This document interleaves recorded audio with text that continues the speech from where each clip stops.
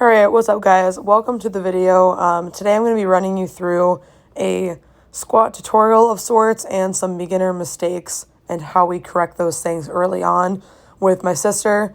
This is just a little clip of me doing some squats, still working through some new cues to help myself out, and just because I've been squatting and lifting for a while doesn't mean that my form or technique is perfect by any means.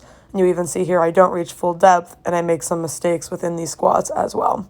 I wanted to show you guys this video and all the different cues I'm using to help my sister out as she's learning how to squat for the very first time and really learning how to be under a barbell and doing any kind of strength work for the very first time. I was hoping this would help you guys out if you're new to lifting, if you're making mistakes in your squat, or if you're having a sticking point in your squat and it could likely be due to a technique. So keep watching for some cues I'm working with my sister, as well as some mistakes that she's making that hopefully you'll be able to visually see and maybe connect with your own training. The first step, really important, is the warm-up. We can see here that she really doesn't have any range of motion whatsoever within her squat. She doesn't have a good control in this movement. She kind of just lets herself drop, and anytime she tries to go further down, she ends up in this good morning position. So it's something we need to work through. And one thing that you're going to see right here in this next clip is tactile feedback. Her knees kind of cave in even when she's standing still, and it's really nice to have some sort of feedback to remind yourself to drive your knees out. You watch Danielle here, she's standing a little bit wider and turning her feet out, and then you'll see my sister kind of mimic that right there and driving her knees out. One thing you'll notice is that one kind of drives out a little further than the other, which is natural. It's probably just due to some natural imbalances in life in general. And her posture is a little bit rounded forward, which again is everything to do with life in general. If you have a rounded posture all day long, odds are you're going to have a rounded posture when you do your squats, whenever you do your deadlifts, and really anytime you are doing any kind of exercise. So as always, and I said this to her and I'll say this to you, try to correct your posture in real life and pay attention to your movement patterns in real life. It will carry over to your lifting. There's lots of things you can do to help out your posture, and one thing to do is actually just stand up more and switch your positions more than just sitting in the same position or standing in the same position all day long. Comfortable in a little bit wider stance with my feet slightly out because of the way my hips are. One, drive those knees out. There you go. Push that band out.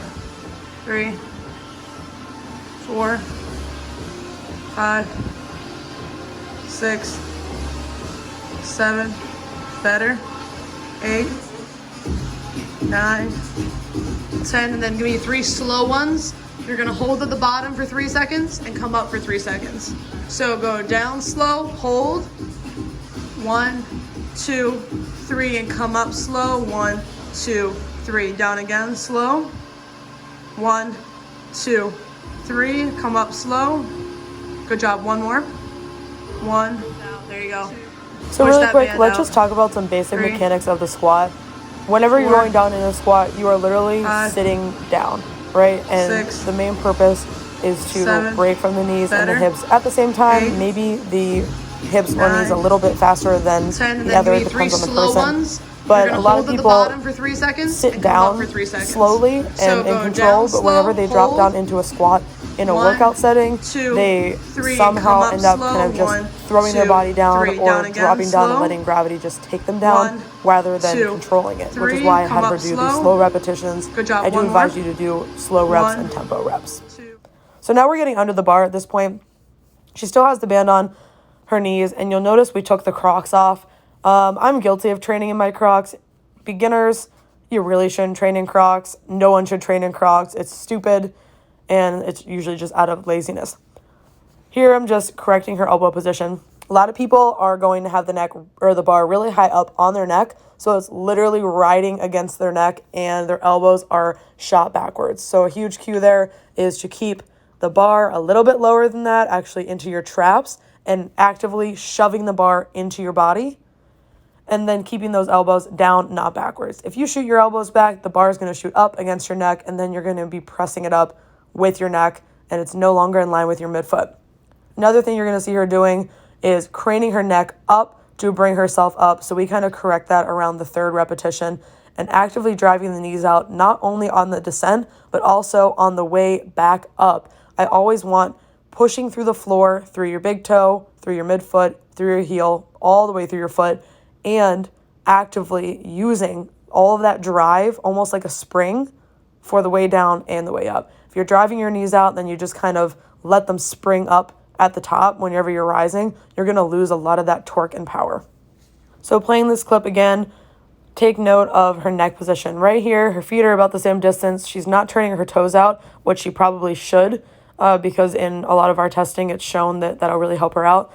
And then when she comes up, she starts craning her neck, and I correct her to put it right back down. The reason why people do this is they think if they look up in the direction they're going, it will help them guide them up, but it actually does the opposite. When you're craning your neck way up in the sky, it throws the bar in the wrong position. It takes you out of that perfect positioning that you took so much time to set up for during the setup, and then you end up having it either shove up into your neck or you lose control of the bar and it's going to fall off of your back, both of which are not ideal. Before you pick it up, I want you to look at your feet. Are your feet the same distance apart, the same width? Is that where you want them? Yeah. Okay. Now you're gonna get that bar in position, get your hands in position, and then bring your hands in a little bit closer together if you can. Good, and look at that elbow position, that's great. You don't want them way back here, you want them down. Okay. On rack. Good job. Now take a look at your feet. Same distance, same width, good. Now take your big in breath, breathe in through your nose first, then your mouth, squeeze, drive the knees out, drive, drive, drive. That's what I'm talking about, good. Look, you fixed your neck position, good. Again, give me 5 more. Good, don't crane your neck, keep your eyes on the same spot. 1, good, keep your eyes down there. 2, good. 3, better. 4, don't crane your neck, keep your neck down. Last one, big breath. Drive the knees out, drive, drive, drive, and then come to the top, squeeze your glutes, flex your butt. Done, re-rack. So some of those cues in the last clip, one that's really important is to squeeze your glutes at the top. I do believe this is really important whenever you are going for multiple reps, especially at a heavier weight, and I think you should always practice how you play. So even with an empty bar, you're still breathing and bracing the proper way, still doing the same leg drive, the same knee drive that you would under 400 pounds that you would under an empty bar. So squeezing your glutes at the top, that creates tension, that gives you room to rebreathe and brace, and it's super important because it gets you in that nice position again at the start of every rep. Now what you're going to notice here is even on the walkout, her left knee is already starting to cave in, turns in a little bit, which could show some internal rotation, a little bit of weakness on that left hip, which is something to work on in our next warm-up. Now that I'm kind of looking back at the clip, I'm able to see it a little bit more. You'll even notice that her heels lift up and she tries to come up on her toes at the ascent of most of her lifts, and her feet actually move around on the ground because she doesn't have a solid grip on the floor. All right, Ruby. Good. Get your little step back. Nice wide stance. You're going to break from the knees, hips, keep your neck in the same position. Nice, nice, nice. Keep your heel in contact with the floor. Good job. You're pushing through your whole foot. Good job. Give me 3 in a row. Good. Neck in the same position. Good. Good. One more. Drive the knees out the whole time, even on the way up. Drive, drive, drive, drive, drive, drive, drive. Nice. Re-rack. Beautiful. All right, Let's Ruby. take a look at this clip just one more time. Get your little step back. Her little nice step wide out, stance. she takes many, many, many You're little gonna break steps. from the knees. You need to hips, take keep your neck 3, in the maybe same 4 position. steps. One step, other Nice, step, nice, nice. other Keep step your to get heel in in contact line, with the floor. and maybe you turn out your toes Good slowly job. as You're needed. pushing through your whole foot. You want to go far Good enough job. away Give me 3 from in the a row. rack that you're not hitting the J-cups, but Good. not Neck so in the far same away that you had to position. take many steps back, because every step you Good. take is breaking you down further, and it's more Good. time One you're more. wasting Drive with the that knees out big the breath whole you took time, at even the on the way beginning. up. So Drive, please drive, make drive, sure drive, drive, you work on your drive. walkout, Nice, re-rack. you have a big Beautiful. breathe and brace, and you're as strong as possible for the lift.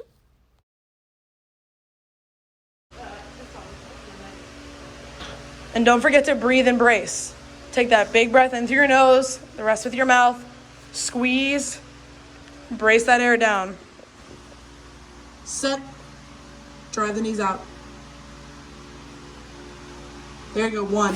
Good. Just give me 5 in a row. 2. 3.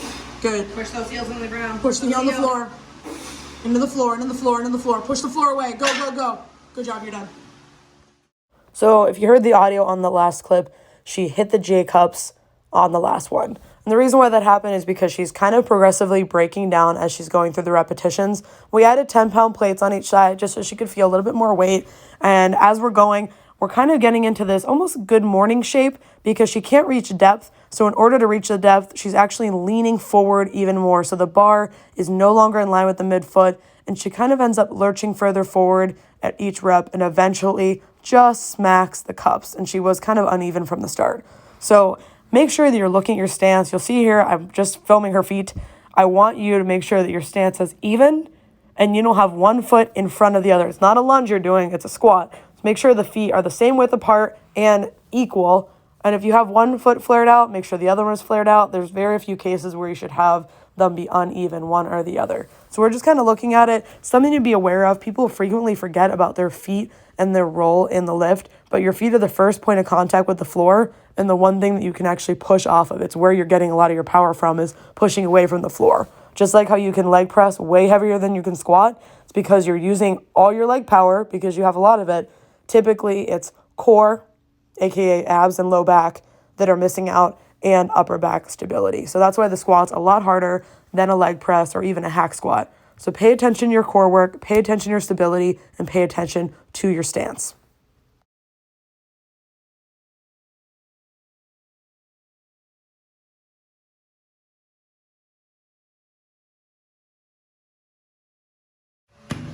So we're looking at is we're gonna be looking at her feet. And we got her barefoot so we can see that big toe grip in the ground. So squeeze with your big toe, Ruby. Grip the ground, see that grip? Midfoot and heel in contact with, right? And the big thing too is making sure that bar is in contact with the midfoot. It's in line with the midfoot, or else she'll be folded forward or folding back and coming up onto her heels. She has the opposite problem. She rolls it forward. So big thing when you're going, you're gonna make sure that bar stays in line with the middle of your foot. Make sure our neck doesn't crane up, and we're gonna crush it. Let's go. Good. Distance looks about the same. Midfoot, squeeze with that big toe, press that heel on the ground. Good job, 1. There you go, step back a little, there you go. Big breathe, embrace. Drive the knees out. Keep driving as you come up, squeeze your glutes. 2, good job, 2 down, 3 to go. Drive, drive, drive. 3, good job. Heel in contact with the floor. Press into the heel a little bit. There you go. Press into your heel. There you go. Sit back a bit. Yes. Good job. Re-rack. Also, guys, just for reference, in case you've never seen the good morning exercise before, this is the good morning. You set up just like a squat where you kind of have it in that position, either low bar, high bar, wherever you prefer. And in this case, you are driving from your hips, hinging from your hips all the way back. And this is part of the reason why I really do advise when you're doing a squat. For the longest time, I always led with my hips and started sitting back rather than down.